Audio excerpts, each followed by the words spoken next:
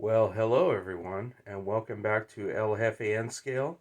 And today I'm doing a little mini review on the Kato SD-70ACe. And I got mine in Norfolk Southern. I love it, looks really handsome in the black, and the detailing is up to Kato standards as usual. I love the silver fan shroud up top. And this particular model, it's a little bit different from the Jivo, for example, as the trucks have drive shafts running directly to them rather than the trucks riding on worm gears to the gears. There are worm gears still involved, but there are drive shafts running directly to the trucks. So I chose Norfolk Southern for my SD-70 because I already have a Jivo that you've seen in a previous video in BNSF, and it all goes well being my little wallpaper on the computer here. It shows a double heading of the Jivo, or who knows, maybe that is an SD-70 up front with the BNSF.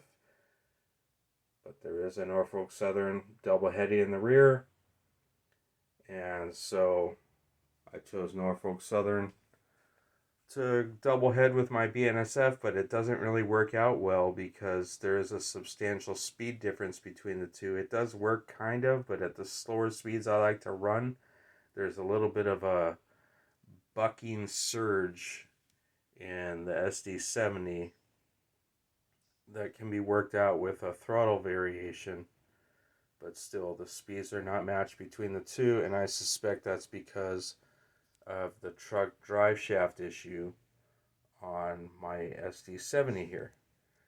And so let's give this a little bit of throttle, and I'll show you my I never thought I would see this on a Kato, but I actually have an issue with this locomotive. It's livable, but I don't like it, the issue. So let's give it some throttle here.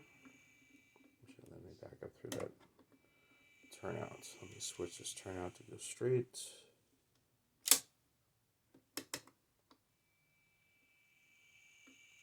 So note the speed on the straightaway. But when you enter this 12-inch curve, you get slow down. And I'm pretty sure that's because of the truck drive shaft design. So here we go, and you'll notice when it reaches the straight section again, it will slightly speed up.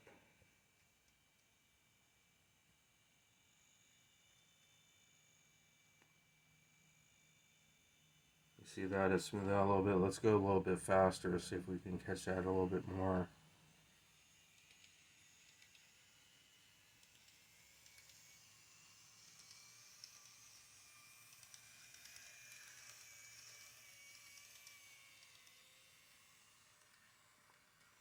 Maybe hard to catch on camera on the 12, but in person,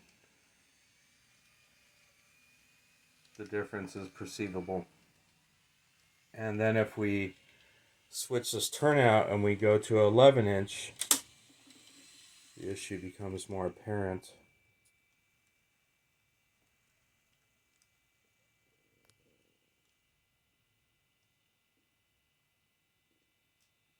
A little bit more throttle.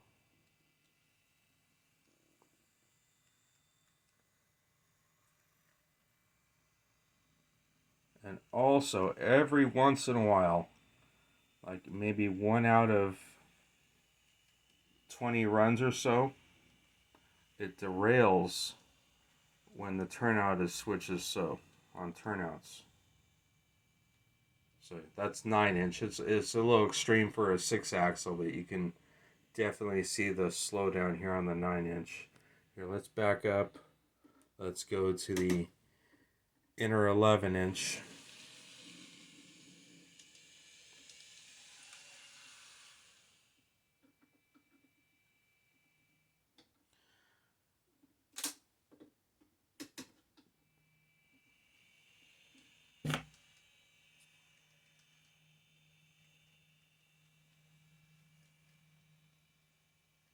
Okay, see that slowdown?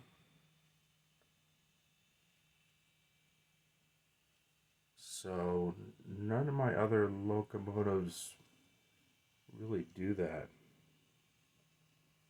But this one, throughout the curves, the speed is reduced a bit.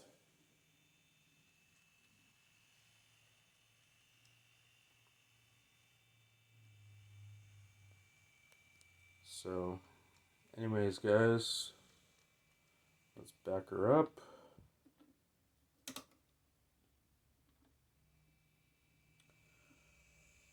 The lighting is wonderful as usual for a Kato. And again, I love this Norfolk Southern scheme. Looks very handsome.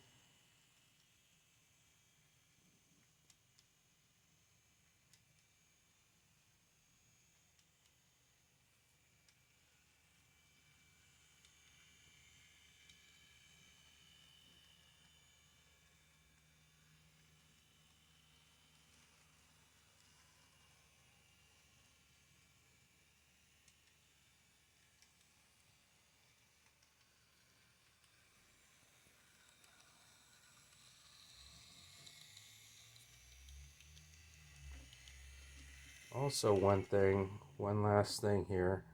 Let's go back to the main. The real slow tie by tie, it works through it. You can hear it. Needs a little more beans here. Yeah, see, that's my issue with this. The tie by tie speed isn't really. It's nothing like my Gevo. It's a bit disappointing. And again, I suspect it all coming down to that truck drive shaft situation. Also on these, there are two issues of this exact model, and one of them has the issue where it's been reported the trucks, just when you pick it up, will tend to fall off. I have the not falling off version, but there's other versions where the trucks are fairly fragile as they are attached. See, there you go, there's a slowdown. As they are attached to the chassis. And when that happens, you have the universal joints of the drive shafts popping off and all kinds of chaos and losing tiny little drive shaft parts. But I got lucky enough on this one to get the version where the trucks tend to stay on when you pick it up. So, anyways, not my best running Kato, especially for a brand new locomotive, but I'm not too sure where to go on this one. Maybe some of you guys might recommend lubrication, but I don't really feel like getting into lubricating a recently, a brand new locomotive. So share your thoughts in the comments section on what you think about what's going on here. Otherwise, like I said, my Gevo does not do this, and most of my other, none of my Kato locomotives do what this one does. So anyways, guys, thank you for catching the video, and I will see you soon.